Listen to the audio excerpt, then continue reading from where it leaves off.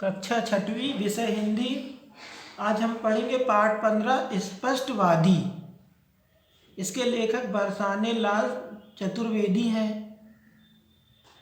विद्यालय में पूज्य गुरुदेव ने हमेशा यही शिक्षा दी कि मनुष्य को सच बोलना चाहिए, स्पष्टवादी बनना चाहिए। किसी को धोखे में रखना पाप है।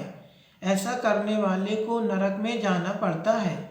जो सही बात हो दो टूक कह देनी चाहिए। खरा आदमी किसी से चिकनी चुपड़ी बातें नहीं करता। विद्यालय में गुरुजी ने बताया कि गुरुजी ने हमेशा यह शिक्षा दी कि मनुष्य को हमेशा सच बोलना चाहिए, स्पष्ट बोलना चाहिए, किसी को धोखे में नहीं रखना चाहिए। जो बात हो वो बिल्कुल स्पष्ट सामने बोलना चाहिए, खरा खरा बोलना चाहिए। चिकनी चुपड़ी यानी इसके सामने उसकी बात, उसके सामने इसकी बात, ऐसा करने वाला व्यक्ति नरक में जाता है। अब आप ही बताइए, जानबूझकर कौन नरक में जाना पसंद करेगा? सच बोलना और स्पष्टवादी होना चाहिए, समझ में सबसे सरल लगा है। सच्चाई और स्पष्टवादिता में न धन खर्च होता है, न शारीरिक कष्ट होता है। अतः हमने बचपन से ही स्पष्टवादी बनने की गांठ बांध ली है। और गुरुजी कहते हैं कि जानबूझकर ये जो झूठ बोलेगा, धोखा देगा, तो वो नरक में जाएगा। तो नरक में जाना कौन पसंद करेगा? कोई नहीं चाहता कि नरक में जाए। इसलिए सभी लोगों को स्पष्ट बोलना चाहिए, सरल बोलना चाहिए, सच्चाई के मार्ग पर चलना चाहिए। हमारे प्रिय मित्र मिस्टर रौनक लाल को भाषण देने का मर्ज है। राजनीतिक सम्मेलन हो, साहित्यिक गोष्ठी हो अथवा रिक्शे वालों की हड़ताल से संबंधित सभा हो, वे भाषण देने की चेष्टा अवश्य करते हैं। उनके भाषण का हाल यह है कि आरंभ में 500 व्यक्ति हो तो भाषण के खत्म होने तक 5 रह जाएं। वे क्या बोलते हैं या तो वे जानते हैं या उनका भगवान। कोई चुप होने को कहता है तो हाथापाई करने पर उतर आते हैं। उनके एक मित्र रहते हैं मिस्टर रौनक लाल, जो भाषण देने का, यानी उनको भाषण देने में बहुत अच्छा लगता है।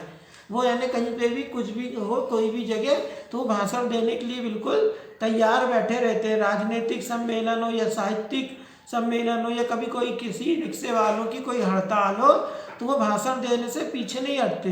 पर उनकी भाषण सुनते समय बहुत सारे लोग क्यों भीड़ इकट्ठी हो जाती है और भाषण खत्म होते होते यानी वहाँ 2, 4, 10 लोग ही बचते हैं। उनके भाषण ऐसे रहते हैं, वो जब भाषण देने बैठ जाते हैं तो चुप होने का नाम ही नहीं लेते, चाहे वहाँ लड़ाई झगड़े हाथापाई पे लोग उतर जाएं। एक साहित्यकार की जयंती मनाई जा रही थी। संयोजक एक विद्यार्थी था। यह जयंती में मुख्य कार्यक्रम कविता पाठ, संगीत वादन तथा 2 नृत्य थे। संयोजक ने रौनक लाल जी से अज्ञात बस उस साहित्यिक व्यक्ति के व्यक्तित्व एवं कृतित्व के बारे में संक्षेप में 5 मिनट में कुछ कह देने का प्रस्ताव रखा। रौनक लाल जी जम गए। उन्होंने पहले साहित्यिक क्या है इस विषय में चर्चा आरंभ की। बाद में साहित्यिक का विकास।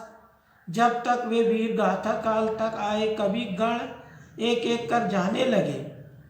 संयोजक की हिम्मत नहीं पड़ रही थी कि रौनक लाल को रोके। रौनक लाल जब तक रीति काल पर आए, एक एक कर संगीतज्ञ जाने लगे। एक सज्जन ने हिम्मत करके रौनक लाल के पास चिट भिजवाई, कृपया भाषण 5 मिनट में समाप्त कर दे। रौनक लाल ने चिट पढ़कर उसे फाड़कर फेंक दिया।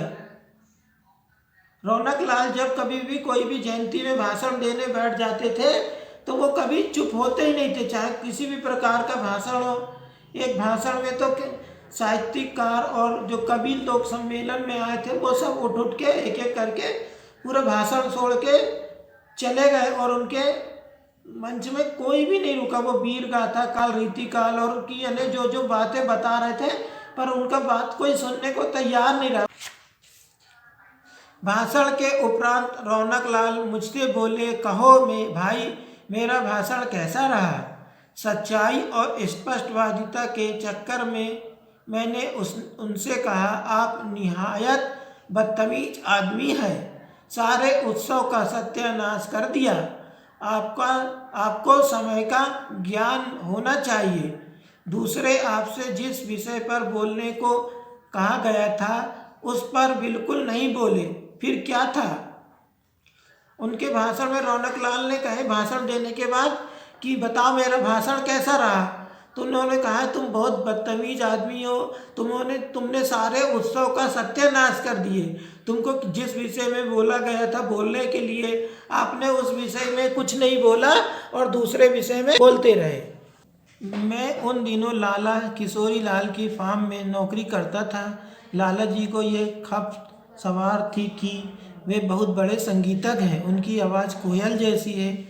मुझे प्रायः अपने घर ले जाते और अपना राग अलापने लगते। इधर स्पष्टवादिता का सिद्धांत था और उधर नौकरी छूटने का डर। कुछ दिनों तो मौन रहने से कार्य चलता रहा। मेरे अन्य साथी जो उसी फार्म में काम करते थे, सेठ जी की आवाज़ की तुलना लता मंगेशकर और मोहम्मद रफ़ी की आवाज़ से करते थे। वो फार्म में नौकरी करते थे लाला किशोरी लाल के फार्म में, तो वो लाला जी को एक गाने का बहुत शौक था। वो बोलते थे कि मेरी आवाज़ कोयल जैसी है, और वो अपने राग अलापते रहते अपने गाने का। और तो यानी उनके राग को, उनकी आवाज़ को वो लता मंगेशकर और मोहम्मद रफ़ी की आवाज़ की तुलना करते थे और सबको अपना गाना सुनाते रहते थे। और जो उनकी आवाज़ की तुलना लता मंगेशकर के नहीं करता था तो वो उसको अपने निकाल देते फार्म से। संयोग की बात, एक दिन मैं भी उनकी महफिल को रोशन कर रहा था। लाला जी गाना गाकर बोले, भाई चतुर्वेदी, तुम बहुत चुप रहते हो, कभी बताया नहीं कि मेरा गाना कैसा है। मैं फिर भी चुप रहा। लाला जी बिगड़ कर बोले, तुम अपने आप को समझते क्या हो? चुप क्यों हो? अब ये आवाज़ जोर से जवाब क्यों नहीं देते? जो मैं बोलता हूँ उसका जवाब नहीं देते, उत्तर नहीं देते। क्या तुमको मेरा गाना बिल्कुल पसंद नहीं आया? अनेक बार उस कस्में खाई कि स्पष्टवादिता से पीछा छूट जाए, किंतु मेरी यह आदत छूटने का नाम नहीं ले रही थी। एक दिन एक मित्र नाटक देखने ले गया। स्वयं ही उसके लेखक और निर्देशक थे। मेरा मित्र भी चमकीली पोशाक अभिनेताओं को पहनाई थी, आंखें चौंधिया जाए। अंदर से वे संवाद धारा प्रभा बोल रहे थे, मानो नाटक समांतरण चल रहा हो। उन्होंने स्पष्टवादिता की बात करते हुए उनका एक मित्र था, वो नाटक दिखाने ले गया। वो स्वयं लेखक और डायरेक्टर था, पर उन्हें अभिनेताओं को ऐसी चमकीली पोशाक पहनाई थी जिससे आंखें चकमका रही थी और उनके अंदर के जो संवाद थे वो धारा प्रवाह बोल रहे थे, पर उनको वो अच्छा नहीं लगा नाटक, पर वो कुछ बोल नहीं पाए और चुप रहे। जब प्रकाश होना था तब अंधेरा हो जाता, जब अंधेरे की आवश्यकता तब प्रकाश हो जाता। अभिनेता रो रहे थे, जनता हंस रही थी। कैसा नाटक है? उनको कुछ समझ नहीं आया था।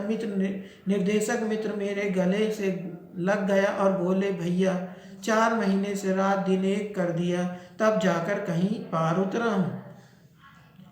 मैं क्या उत्तर देता? मुस्कुरा दिया। मित्र इतने मेहरबान निकले कि फिर उन्होंने नहीं पूछा। इस तरह मेरी प्रतिज्ञा भी रह गई और उनका मन भी रह गया। बाहर की दुनिया में तो स्पष्टवादिता की प्रतिज्ञा निभ गई, किंतु घर में इस प्रतिज्ञा को झक मारकर तोड़ना पड़ता है, क्योंकि इस पर घर के अंदर स्पष्टवादिता नहीं चलती। उसको स्पष्टवादिता को घर के बाहर ही रखना पड़ता है। एक बार स्पष्टवादिता के चक्कर में श्रीमती से झगड़ा भी हो जाता है, इसलिए सोच समझ के बोलना पड़ता है। प्रतिज्ञा के पीछे ज़्यादा पढ़ूंगा तो वह दिन दूर नहीं जब मेरी जिंदगी दूभर हो जाएगी। यानी प्रतिज्ञा के चक्कर में रहोगे तो जिंदगी बेकार हो जाएगी। जैसे सुबह का भूला शाम को घर वापस आ जाता है, उसी प्रकार मैं भी घर में नहीं बाहर ही सत्य ब्रूयात प्रिय च ब्रूयात सत्य बोले और प्रिय बोले के सिद्धांत को मानकर स्पष्टवादिता के चक्कर को छोड़ कटुवादिता बनने से बच गया। जिंदगी चैन से गुजर रही है, सब कवि मित्र खुश हैं, श्रीमती जी खुश हैं और बॉस भी खुश हैं। अब मैं स्पष्टवादिता का नाम भी नहीं लेता हूँ। इस प्रकार ये पाठ समाप्त हुआ। इसके वस्तुनिष्ठ प्रश्न। पहला का सही जोड़ी बनाइए। दिन रात, संगीत वादन, क्षमा प्रार्थी, रंगमंच अभिनेता। वस्तुनिष्ठ प्रश्न का खा दिए गए शब्दों में से उपयुक्त शब्द चुनकर रिक्त स्थानों की पूर्ति कीजिए। पहला, मिस्टर रौनक लाल हमेशा खालिस्तान की चेष्टा करते थे भाषण देने की। दूसरा, अंदर से वह संवाद खालिस्तान बोल रहे थे धारा प्रवाह। तीसरा, किसी तरह वह नाटक खालिस्तान हुआ समाप्त। लाला जी गाना खालिस्तान बोले गाकर।